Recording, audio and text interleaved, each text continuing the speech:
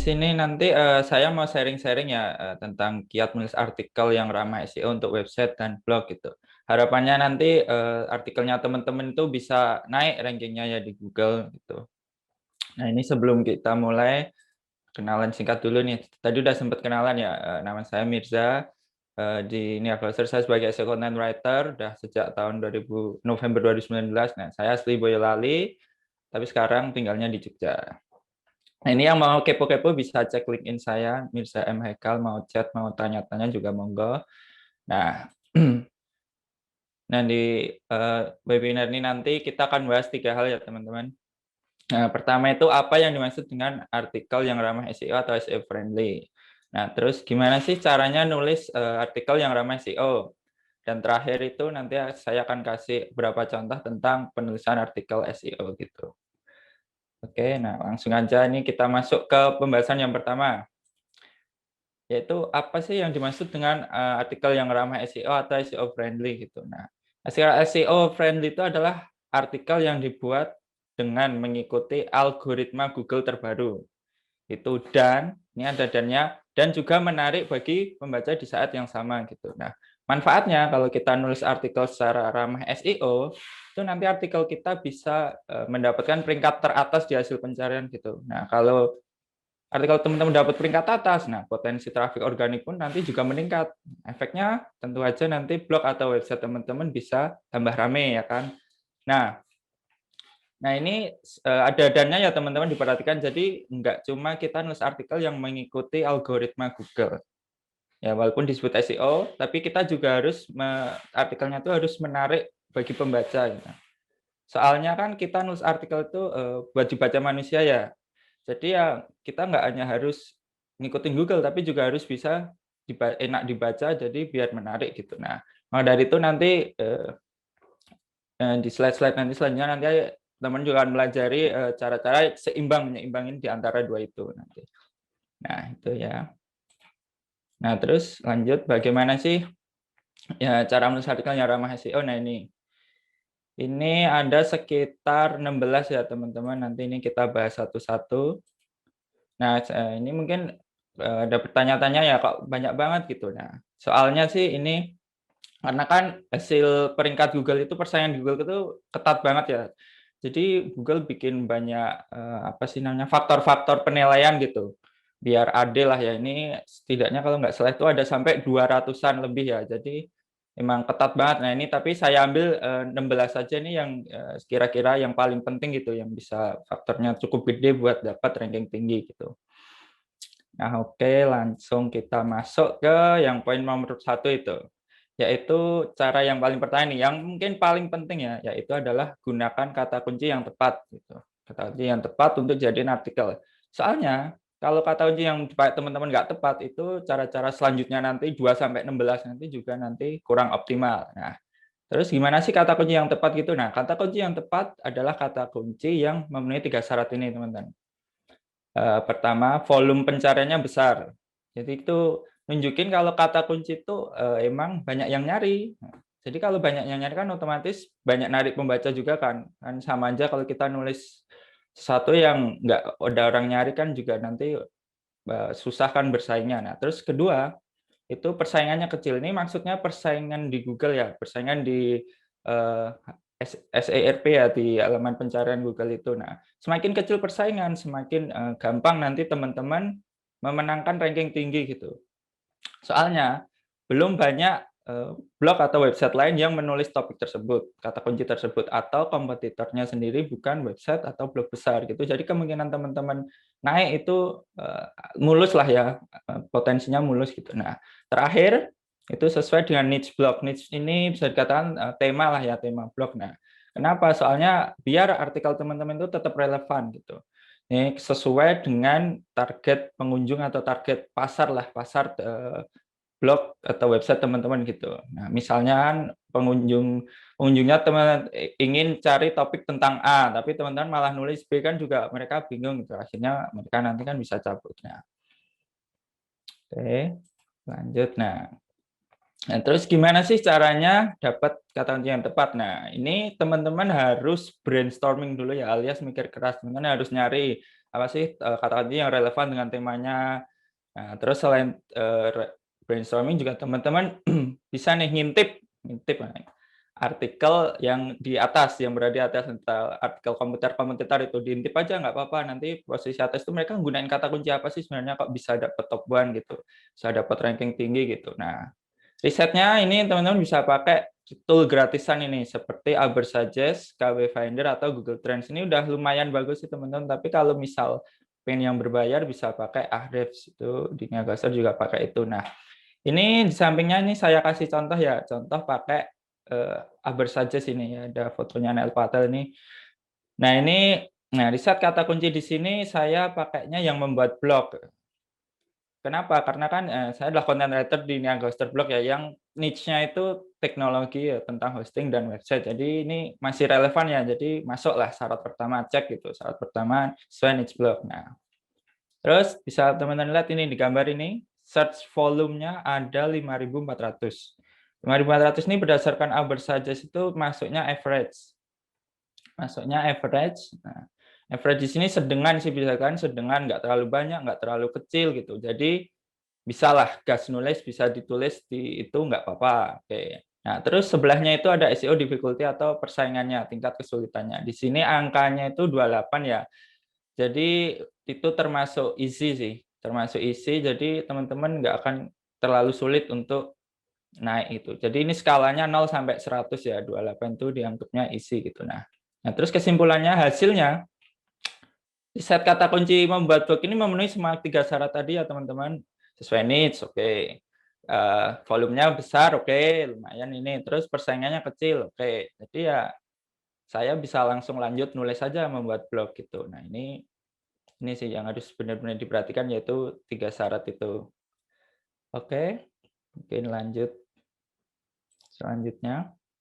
Nah, setelah teman-teman dapat kata kunci yang tepat itu belum belum mulai nih, nulisnya belum mulai. Jadi tunggu dulu. Nah, sebelum nulis, pastiin dulu teman-teman udah paham sih apa itu intent pengguna soal kata kunci itu gitu.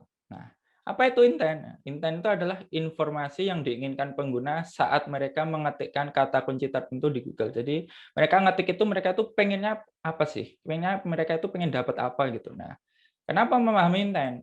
Soalnya kalau intentnya tepat, itu bisa menjawab kebutuhan mereka berupa konten yang relevan gitu kan. Misal ada yang nyari A, lah kok dikasih B lah kan ya nggak relevan kan, itu terus akhirnya kan mereka nggak mau kan, cabut kan. Kalau mereka nyari A ya harusnya dikasih A gitu. Nah, manfaatnya apa kalau kita ngasih sesuai intent? Nah, pengunjung nanti akan berlama-lama di artikel teman-teman. Soalnya kan mereka dapat info yang dibutuhkan ya, jadi mereka akan baca gitu dari atas sampai bawah, oh gini gini gini gitu. Nah, terus efeknya nanti Google akan nganggap artikel teman-teman itu bermanfaat gitu. Nah, terus karena bermanfaat terus wah oke lah ini kasih ranking tinggi nih biar yang orang lain bisa juga baca gitu. Nah, Google mikirnya nanti kira-kira seperti itulah. Nah, terus ini intent itu ada 3 ya teman-teman. Nah, jadi yang pertama itu adalah informasional gitu ya, seperti namanya, itu pengguna ingin mencari informasi. Seperti ya siapa, bagaimana, panduan, cara, tips, dan mengapa gitu.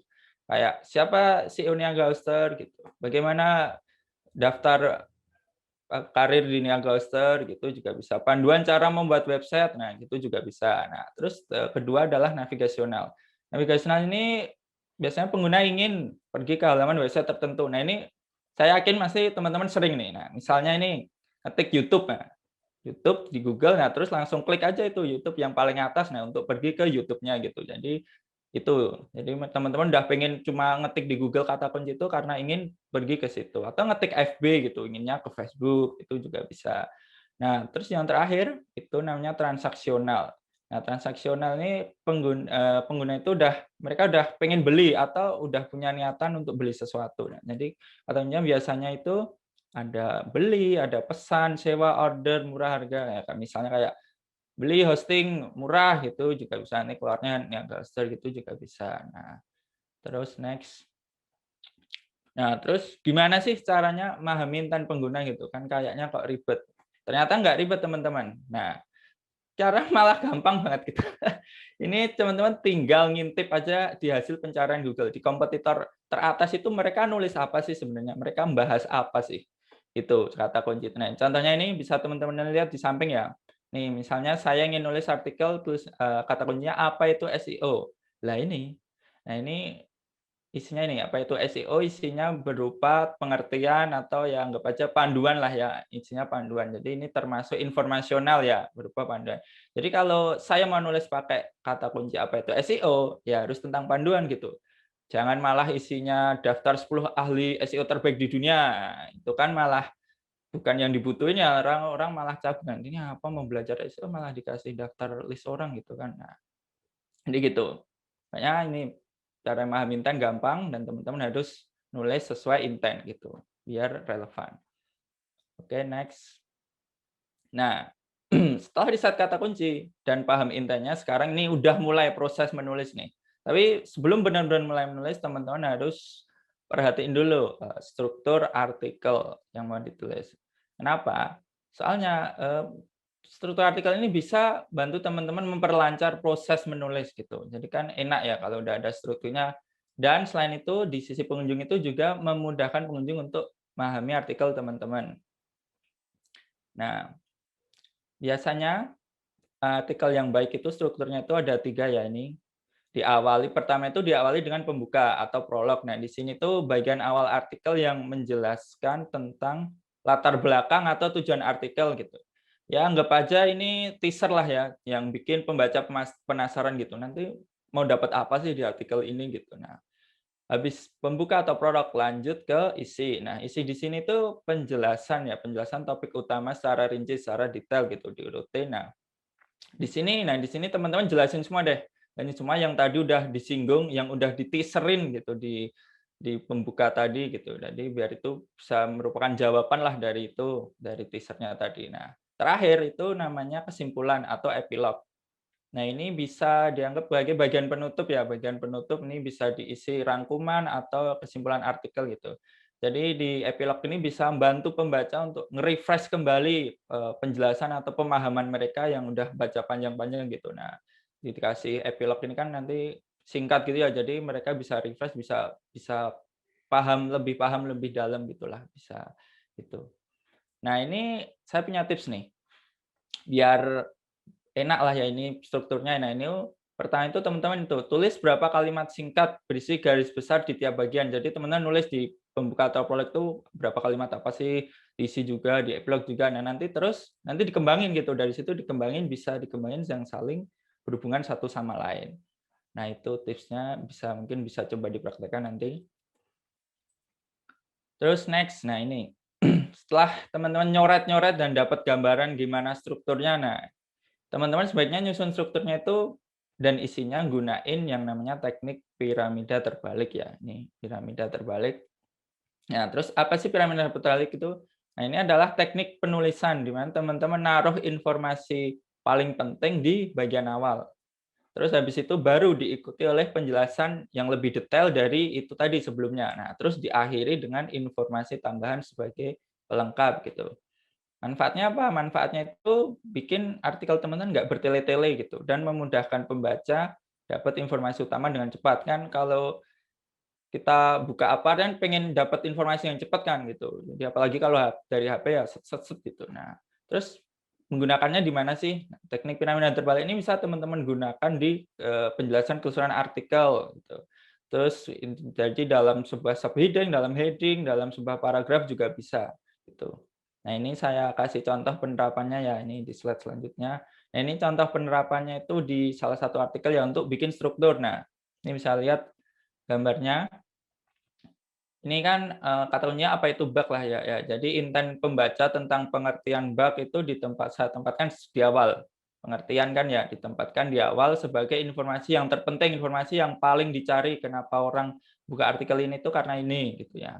Terus habis itu dilanjutin nih berbagai penyebab bug sebagai proses lanjutannya. Kalau pengen tahu sih apa sih penyebab bug lah ini. Nih, nah terus terakhir itu cara menghindari bug ini anggap aja sebagai informasi tambahan lah ya yang bagi yang pengen nyoba gitu. Ini sebenarnya nggak wajib juga nggak apa-apa gitu. Tapi kalau mau nyoba ya silahkan gitu pembacanya. Itu kan urut kan penting. Di sini yang jelasin sebelumnya, yang terakhir informasi opsional buat pelengkap gitu. Nah, terus nih ya kan penutupnya, ini tadi juga epilognya. Jadi kan urut nih, ada opening juga, bagian pembuka, prolog. Nah, terus ini bisa dikatakan isi dan ini epilognya. Oke. Di sini sudah paham teman-teman, langsung lanjut next. Nah, biar piramida terbalik teman-teman itu optimal, nah, teman-teman harus juga menguraikan itu piramida terbaliknya itu dalam penjelasan paragraf yang singkat.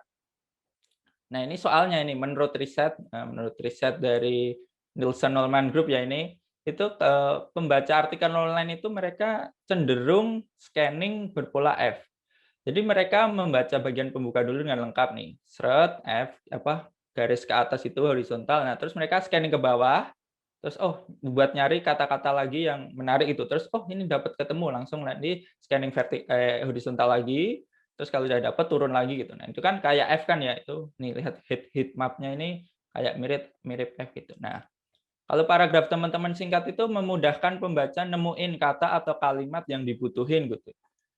Jadi apalagi yang mereka baca dari HP ya biasanya scroll-scroll gitu, dapat scroll-scroll gitu dapat. Nah, terus efeknya nanti pembaca bisa lebih santai dalam memahami penjelasan dari artikel teman-teman gitu. Nah, terus singkat itu seberapa singkat? Nah, singkatnya itu 3 kalimat sebenarnya udah cukup sih. Sudah 3 kalimat itu udah cukup untuk menyampaikan penjelasan dengan baik gitu.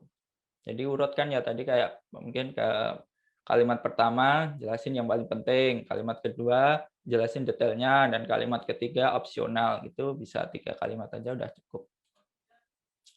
Nah, cara yang keenam itu adalah tulis artikel yang berfokus ke satu topik. Nah, ini juga kadang masih miss ya, ini banyak yang miss gitu. Nah, ini artikel satu topik itu ya topiknya itu satu kata kunci, satu topik utama, baru nanti ada turunan-turunannya pembahasannya yang itu tapi masih tetap relevan gitu. Nah, ini saya jelasin dulu deh. Nah, ini kenapa kita harus nulis artikel yang satu topik itu tidak membingungkan pembaca dan membuat yang informasi disampaikan lebih runut gitu. Jadi pembaca flow-nya itu enak gitu loh, baca dari atas sampai bawah itu, ini masih satu topik, satu hubungan, jadi mereka pikirannya nggak kemana-mana, nggak overthinking lah ya baca artikel gitu. Nah, terus kedua, itu ini dari sisi Google ya, yang kedua ini membuat kata kunci yang dipakai teman-teman saling berhubungan. Kan kata kunci kan biasanya ada banyak ya, nggak cuma ya ada satu kata kunci utama, terus habis itu ada kata kunci turunannya gitu. Nah, ini nanti kalau berhubungan kan Google bakal lebih mudah memahami struktur artikelnya teman-teman pas ngelakuin indexing. Ya, indexing ini adalah ya bisa dikatakan Google berusaha masukin artikel teman-teman ke topik yang relevan pas hasil pencarian gitu, biar dimunculin di hasil pencarian gitu. Jadi biar pas. Nah, contohnya ini. Nah, ini saya kasih contoh satu topik dominan. Nah, ini misal nulis artikel cara membuat website ya berarti teman-teman harus fokus pada panduan cara membuat website.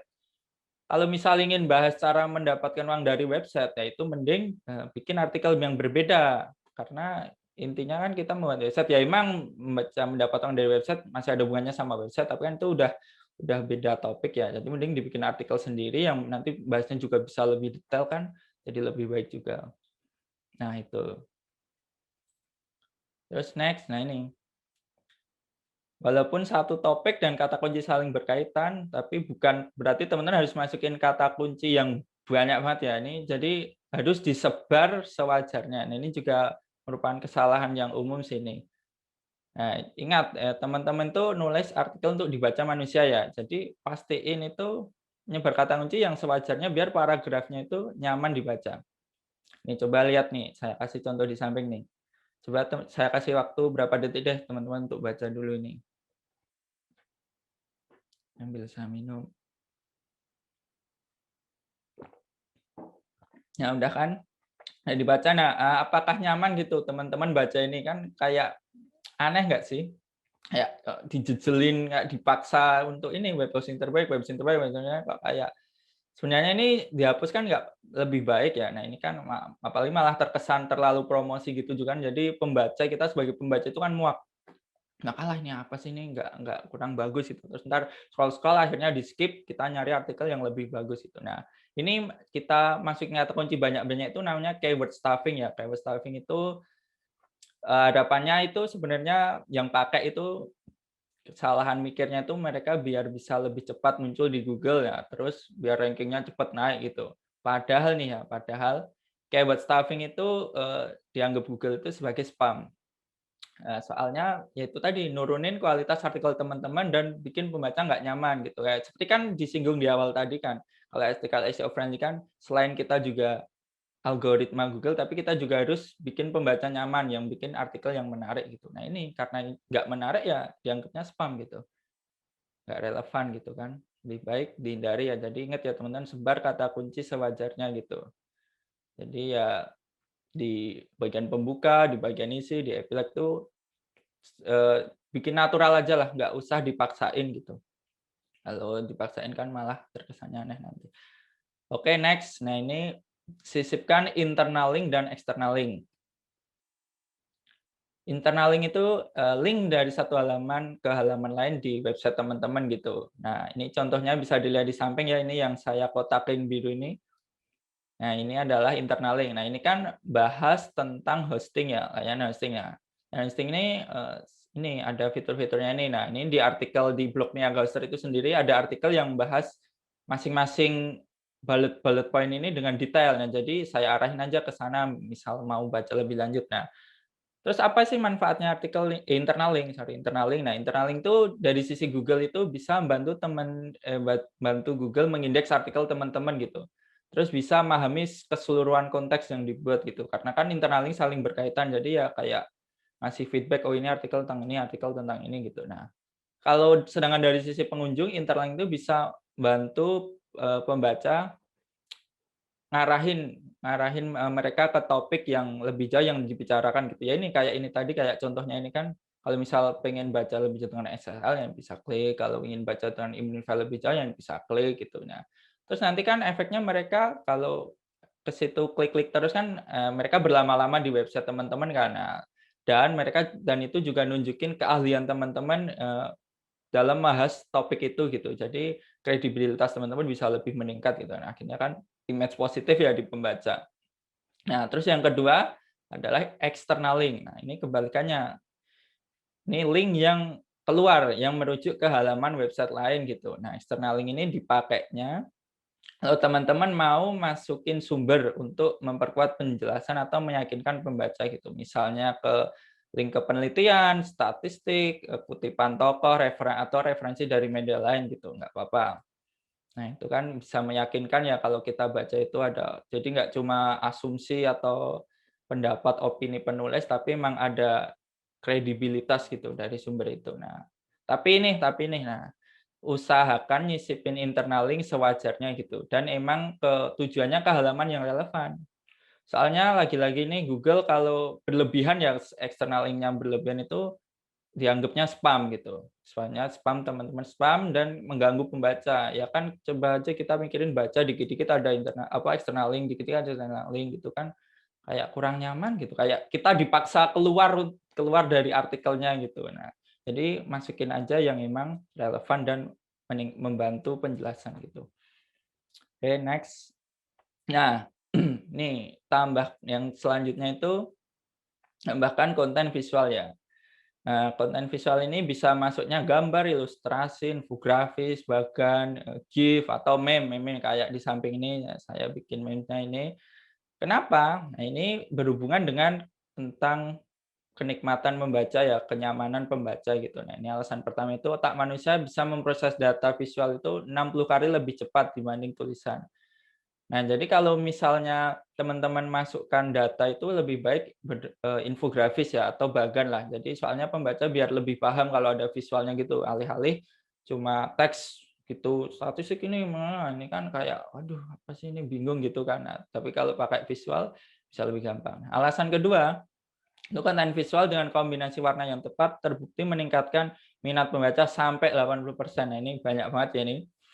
Soalnya itu kan warna kan bisa melengkapi ya satu sama lain, apalagi kalau warnanya nggak tabrakan dan sesuai website Anda itu kan nyaman ya dibaca. Nah, alasan ketiga itu 91% netizen, ya, ini lebih suka dengan konten visual dibanding tulisan.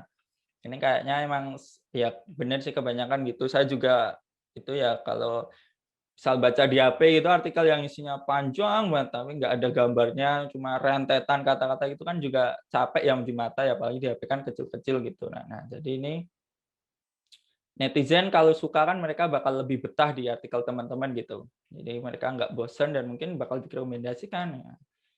Nah, ini untuk konten visual sih teman-teman bisa ambil dari website penyedia gambar gratis ya yang bebas copyright gitu kayak Pixabay atau Unsplash gitu.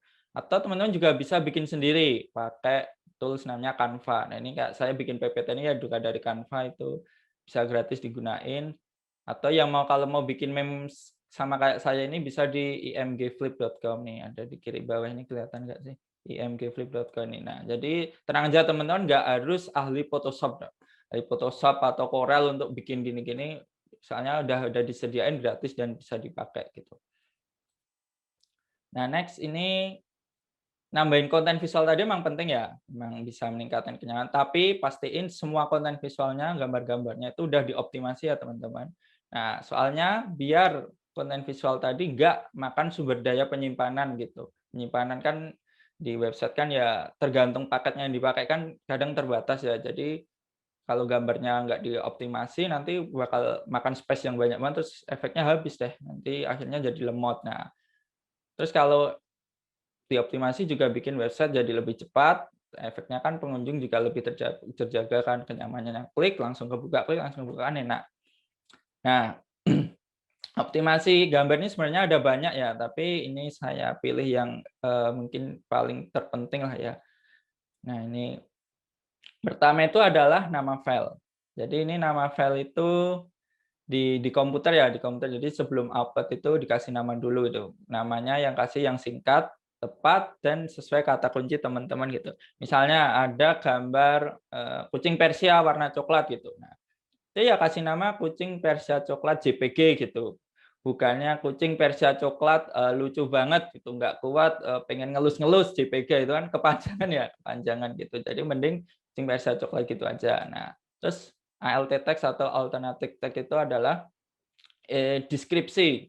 Deskripsi gambar itu yang nanti di WordPress-nya itu pas upload-nya ada alt text-nya, itu yang bisa bantu Google untuk mengidentifikasi gambar itu tentang apa sih sebenarnya. Walaupun Google canggih, tapi mereka tetap masih butuh alt text ya untuk memahami konteks gambarnya itu. Nah ini contohnya ya masih pakai contoh yang kucing Persia tadi ya, anggap aja kucingnya tidur di atas meja lah ya. Berarti alt text-nya kucing Persia coklat sedang tidur di atas meja gitu. Nah, alt text ini teman-teman juga bisa masukin kata kunci, tapi itu kalau memungkinkan. Tapi kalau malah terkesannya kok aneh atau terpaksa itu ya nggak usah dimasukin, nggak apa-apa itu. Malah nanti Google bingung kan, "Nah, ini apa ini?" gitu. Jadi kalau dipaksain nggak usah. Nah, selanjutnya itu ada yang namanya format gambar. Format gambar ini juga harus dipilih sesuai. Nah, saya gitu misalnya JPEG itu lebih cocok untuk foto ya, untuk foto itu cocok banget JPEG. Nah, terus selanjutnya PNG. PNG itu gambar penuh detail. Jadi ya bisa dikatakan kayak ilustrasi ini, ilustrasi di slide ini juga ini bagusnya pakai PNG biar kan banyak detail nih biar nggak pecah. Nah, terus GIF itu lebih ke gambar bergerak gitu. Nah, itu berapa contohnya aja.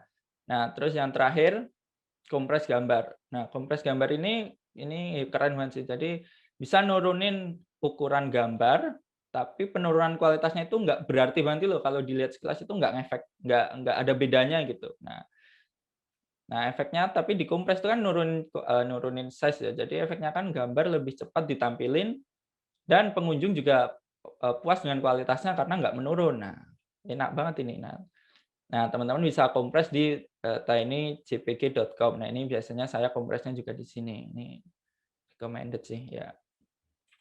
Oke, lanjut. Lanjut cara yang 11 itu adalah gunain heading gitu. Heading itu bisa dikatakan ini, judul dari bagian artikel yang menjelaskan sebuah informasi tertentu. Jadi walaupun tadi disinggung topiknya satu gitu, tapi kan kadang dalam artikel itu ada banyak pembahasan yang masih terkait dengan topik itu kan. Nah, ini dipisahinnya pakai heading gitu. Ya anggap aja heading ini kayak judul buku lah ya, judul bab di buku gitu yang misahin cerita-ceritanya itu gimana atau topik-topiknya gitulah ya. Nah, terus manfaatnya apa? Nah, pembaca akan lebih mudah nemuin pokok bahasa artikel teman-teman gitu. Selain itu, dari si Google juga nyukai artikel dengan struktur yang baik kan, urutan gitu headingnya, jadi Google lebih suka gitu. Nah, tipsnya saya jelasin sekalian, ada contohnya yang di samping nih ya. Nah, jadi di WordPress itu, ada H1 sampai H6 ya. H1 itu biasanya dipakai untuk judul gitu. Jadi dalam artikel teman-teman langsung aja pakai H2. Nah, bila memungkinkan masukkan kata kunci di heading gitu. Contohnya nih di samping ini kan, kata kuncinya cara membuat blog ya. Nah, ini dimasukin juga nih kata kunci cara membuat blog di heading ini. Tapi ya lagi-lagi balik lagi, kalau terkesan kepaksa atau aneh itu yang nggak usah dimasukin ya, karena ini memang sesuai ya jadi dimasukin. Nah, ini tadi yang saya singgung lanjutnya, anggap H2 seperti halnya judul bab buku yang memisah topik pembahasan. Nah, ini kan cara membuat blog juga kan, tapi ada juga dijelasin perbedaan blog dan website, ada pilihan platform untuk membuat blog, kan ini masih satu kesatuan tentang cara membuat blog gitu. Nah, tips selanjutnya itu gunakan H3 bila teman-teman perlu penjelasan yang lebih detail. Nah, ini H3 ini bagian dari H2 ya. Jadi kalau misal H3-nya butuh penjelasan ya gitu terus lanjut sampai H6. Nah, ini contohnya ini. Ini mana? Ini kan 3 pilihan platform untuk membuat blog dengan mudah. Kalau misal ditulis H2 semua kan kayak kurang bagus itu kan. Nah, akhirnya dipakai H3 buat misahin itu penjelasannya biar lebih enak kan. Nah, terus tips yang terakhir itu gunain heading sesuai fungsinya. Maksudnya itu ya H2 dijelaskan lebih lanjut dengan H3, bukan H4. Jadi urut ya teman-teman. Nih lihat nih contoh kan H2, H2, terus ada penjelasan lagi kasih H3. Bawahnya juga nih H2, ada penjelasan lagi H3, terus ada penjelasan lagi dibikin H4 gitu. Jadi urut. Nah, ini biasanya sih kebanyakan artikel tuh sampai H3 atau H4 aja sih. Kalau H5, H6 itu jarang banget ya, karena itu wah bahasnya udah sampai dalam-dalam banget. Tapi ada cuma sangat jarang, biasanya H3 atau H4 gitu.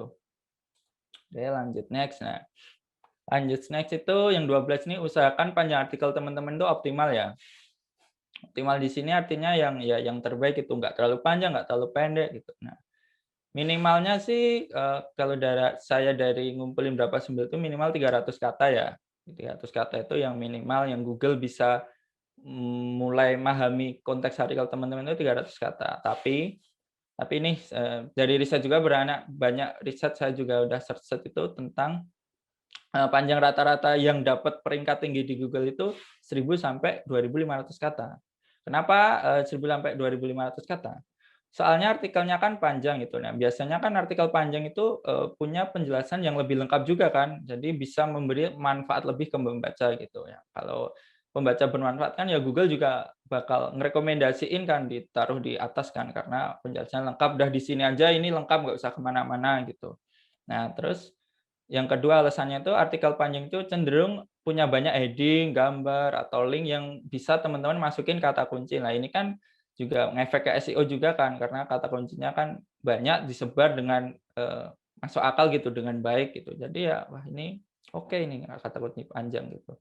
Nah, jadi itu alasannya gitu. Jadi, tapi walaupun begitu ya tetap diingat jangan sengaja dipanjang-panjangin gitu.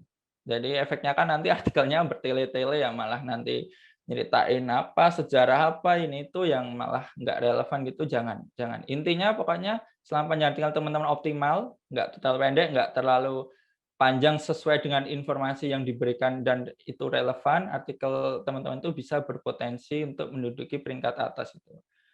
Gitu, intinya itu.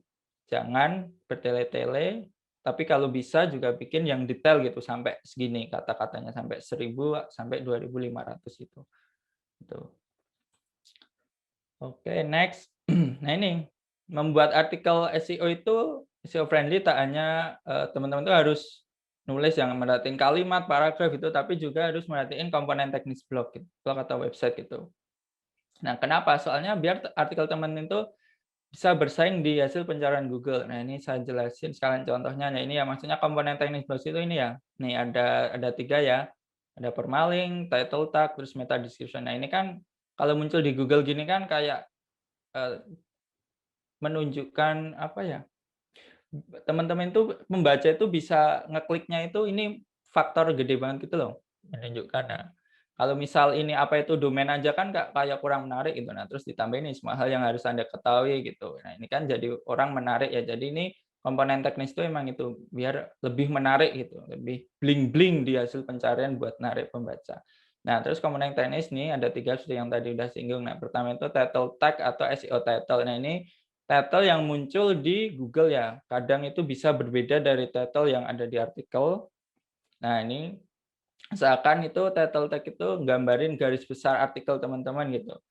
Terus kalau bisa juga mengandung satu kata kunci dan sebaiknya panjangnya maksimal 60 karakter. Soalnya nanti kepotong teman-teman. Kalau kepanjangan gitu nanti kepotong titik-titik gitu. Tadi kan kurang menarik ya, ini mau yang mau sampaikan apa gitu. Orang-orang kan agak mikir gitu. Nah, terus selanjutnya itu permailing. Nah, permailing atau disebut juga slug ini secara default itu diambil dari judul artikel. Misalnya nih pakai contoh yang di atas nih. Kan ya dulunya itu niagaster.co.id blog apa itu domain semua hal yang harus Anda ketahui gitu. Nah, kan ini kepanjangan banget ya. Jadi mending dipersingkat aja jadi kayak apa itu domain gitu. Itu nggak apa-apa. Malah lebih baik gitu. Jadi juga nggak ngilang juga kan di hasil pencarian Google muncul semua. Nah, yang terakhir itu adalah meta description. Ini deskripsi singkat artikel di hasil pencarian Google. Nah, ini yang paling bawah ini ya. Jadi ini ya ngasih teaser lah, ngasih ini sebenarnya membahas apa sih artikel ini, apakah ngasih solusi dari pertanyaan saya gitu. Nah, sebaiknya maksimal juga 160 karakter dan mengandung satu kata kunci. Nah, ini contohnya apa itu domain. Domain adalah juga ada ini berarti ada 2 kata kunci yang dimasukkan di sini gitu. Tapi kalau nggak harus 2 sih, 1 juga nggak apa-apa gitu. Pokoknya nggak usah dipaksain deh kalau banyak jadi aneh gitu. Oke, langsung next. Nah, ini manfaatkan plugin SEO. Nah, plugin SEO ini bisa dikatakan gimana ya? Pelengkap, bisa dikatakan pelengkap lah ya. Ya kayak masak nasi goreng, nasi polosan aja kan nggak apa-apa, tapi kalau ditambah ayam atau telur gitu kan juga tambah enak kan. Nah, ini SEO plugin SEO itu juga gitu. Bikin artikel SEO teman-teman itu lebih mantep lah ya. Nah, manfaatnya ini nah, plugin SEO itu bisa memberiin saran biar aspek SEO yang udah disinggung tadi itu bisa lebih optimal gitu. Sebenarnya udah baik, tapi pakai ini bisa lebih optimal lagi. Nah, saya rekomendasinya ini Yoast SEO ya. Yoast SEO ini saya sudah pakai juga dari dulu dan di blognya Niagaster sendiri juga pakai gitu. Nah, ini bisa bantu teman-teman untuk mastiin judul, jumlah kata, meta description, bla bla dan lain-lain itu bisa teroptimasi dengan cepat. Pokoknya hampir semua yang sudah disinggung tadi itu bisa dicek otomatis sama Yoast SEO-nya gitu. Nah, ini gambarnya nih. Nah, ini enak kan ini ya kalau udah semuanya udah oke itu hijau nanti. Hijau ini. Tapi kalau kurang optimal dan masih bisa diperbaiki itu nanti kalau nggak merah ya oranye gitu. Ini tapi nggak harus diperbaiki juga nggak apa-apa, tapi sebaiknya gitu. Tapi kalau kadang udah mentok dan malah bikin artikel aneh gitu ya ya udah nggak apa-apa gitu. Yang penting sebaiknya ininya hijau sih, yang di atas ini kata kunci utama itu udah hijau gitu. Jadi gitu ya nggak usah dipaksain gitu. Kalau misal semua menurut teman-teman udah oke ya udah nggak apa-apa gitu. Ini hanya tools pembantu aja. Nah, oke, lanjut next. Nah, ini yang ke-15 tuh konsisten nerbitin artikel ya. Soalnya itu kan kalau konsisten kan otomatis informasi yang dikasih kan juga yang terbaru gitu. Jadi aktual dan itu kan memberikan manfaat lebih bagi pembaca kan ya. Kalau bukan informasi jadul gitu kan enak yang kita baca. Nah, terus selain itu dari sisi Google juga ngasih tahu bahwa blog teman-teman itu aktif gitu. Karena rutin kan, wah ini berarti aktif ini. Jadi Google nggak ragu ngerekomendasiin konten teman-teman di hasil pencarian karena kan infonya mesti kan terbaru, update dan ini berarti blog atau websitenya digagas sama yang punya gitu. Jadi terpercayalah monggo ke sini gitu. Nah, contohnya ini untuk konsisten nembitan itu di blognya Niagaster lah teman-teman yang mungkin rutin ke blognya Niagaster bisa lihat kalau kami itu konsisten setiap hari ya, tiap hari nerbitan artikel, bahkan kadang 2 hari sekali ya. Tapi itu kan karena kami punya banyak tim writer ya, selain saya juga masih ada yang lain. Nah, jadi maka dari itu teman-teman nggak harus setiap hari, nggak harus artikel setiap hari. Penting sesuaiin dengan kebutuhan dan kemampuan teman-teman aja. Tapi usahakan memang konsisten gitu. Misalnya seminggu sekali juga nggak apa-apa, 3 hari sekali gitu nggak apa-apa. Yang penting konsisten gitu. Nggak usah terburu-buru nanti malah ngefek ke kualitas artikel yang jelek gitu. Itu nggak apa-apa. Disesuaiin, makanya disesuaiin asal konsisten. Oke, next. Nah, ini yang cara terakhir ya. Ini jangan lupa promosiin gitu. Nah, kenapa harus dipromosiin? Nah, ini soalnya bisa mendapatkan pembaca dengan cepat gitu. Jadi kalau udah dipublish, teman-teman promosiin kan nanti dapat pembaca cepat gitu. Dan akhirnya kan jaring traffic yang relevan yang orang emang butuh itu kan. Nah, itu nanti bisa ngasih tahu Google kalau artikel teman-teman itu memang dibaca dan dibutuhin orang-orang gitu. Hasilnya kan SEO-nya nanti akan lebih baik dan rankingnya juga naik gitu. Itu. Tapi bukan berarti promosi langsung tinggi ya, tapi harus ini dulu, harus ngasih manfaat dulu dan udah ngikutin yang 15 poin yang saya jelasin tadi gitu. Jadi ini adalah memang tahap terakhir gitu ya. Nah, tips promosi itu ini, promosikan di semua media sosial teman-teman gitu, baik secara pribadi maupun juga di grup atau komunitas terkait gitu. Ingat yang terkait ya yang emang cocok ya. Kalau misalnya di Ghoster kan bahas website itu ya dipromosiin di blog komunitas blogger atau developer WordPress atau gitulah kan itu masih relevan. Nah, ini juga selain sosial media promosiin juga di forum gitu, forum online yang relevan. Nah, tapi ingat lagi teman-teman juga jangan spam. Kalau spam kan malah memberikan image buruk ya, apalagi nanti kalau di-ban moderatornya atau adminnya itu kan malah nanti jelek lah. Nah, dan pokoknya harus relevan forum online-nya. Kalau nggak relevan kan nanti traffic yang didapatkan juga nggak relevan. Orang ngeklik apa terus nanti cabut itu kan juga mengaruh ya nanti jelek. Nah, terus yang selanjutnya itu bikin mailing list ini, bikin promosi cepat dan tepat sasaran. Nah, ini mailing list ini bisa dikatakan itu ya layanan yang ngirim email ke banyak orang gitu. Ini teman-teman yang mungkin sering baca di blognya Gazzer, mungkin di bawah di artikel itu ada subscribe yang ngisi email, ngisi nama. Nah, itu contohnya mailing list gitu. Nah, jadi nanti yang ngisi itu nanti akan dapat info terbaru, update tentang berbagai artikel terbaru dari Niaga Hoster gitu. Jadi terus langsung baca gitu, langsung dikirim ke email gitu. Jadi teman-teman enak kan, nggak harus ribet gitu, promosi ke sana sini, tinggal itu, tapi orang-orang udah langsung tahu. Nah, oke, terus tips terakhir itu pasang plug insert seperti add to any atau mass share gitu. Jadi biar memudahkan pengunjung bagiin atau promosiin artikel teman-teman gitu. Misal ke sosmed atau ke WA atau ke aplikasi lain tuh lebih enak gitu, lebih bagus lah gitu. Nah, ini ya tips promosi tadi. Intinya adalah jangan spam dan harus relevan gitu tempat promosinya. Tuh. Dan nah ternyata udah. Nah, ini tadi 16 tipsnya ya. Nah, terus ini saya masuk ke yang pembahasan terakhir adalah contoh artikel SEO friendly. Nah, ini beberapa contoh 2 artikel saya yang saya nerapin pakai nulisnya juga nerapin pakai 16 poin-poin tadi gitu. Nah, ini akhirnya efeknya dapat top 1. Waduh kayak Oli. Dapat ranking 1 ya, dapat ranking 1 di Google ini. Ini yang cara mengamankan WordPress dan strategi Instagram marketing gitu. Nah, ini jadi jadi kalau menerapin itu, tapi ini tentu saja nggak langsung ya ngeklik publish promosi langsung naik, nggak. Ini tetap ada apa ya, ada waktunya gitu untuk naik ke sini, tergantung persaingan bisa cepat sebulan, bisa 3 bulan, kadang 6 bulan, setahun itu juga bisa. Jadi ditunggu aja gitu, jangan langsung, "Aduh ini udah publish kok nggak naik-naik, waduh kok sedih," gitu ya. Ditunggu aja teman-teman karena SEO itu nggak instan ya, itu semua ada prosesnya gitu. Tapi kemungkinan kalau ngikutin tadi, kemungkinan ya juga bisa naik, lancar lah gitu. Semoga juga gitu. Nah, dan nih, yang saya jelasin tadi semua itu kan kayak bisa dikatakan apa ya, masih mungkin belum terlalu detail gitu ya, karena keterbatasan waktu juga kan. Nah, mungkin kalau teman-teman bisa nyari yang, lebih detail bisa mengunjungi nih blognya Ghoster atau download juga e-book-nya. E-book ini gratis, teman-teman bisa dapat macam-macam lah di sini. Yang penjelasan tadi banyak lebih detail, misalnya ada optimasi gambar, nanti ada dijelasin tuh lengkap banget gimana dari A sampai Z, atau internal link, external link juga itu ada banyak gitu. Atau tips-tips SEO lain itu juga ada di sini semua. Lengkap, lebih lengkap, jauh lebih lengkap daripada yang saya jelaskan tadi gitu. Dan oke, udah ya itu tadi mungkin sharing dari saya ya teman-teman. Terima kasih udah dengerin saya ngoceh ini hampir sejam. Nah, semoga dengan mengikuti tips-tips saya tadi, artikel teman-teman bisa meroket rankingnya di Google ya. Amin.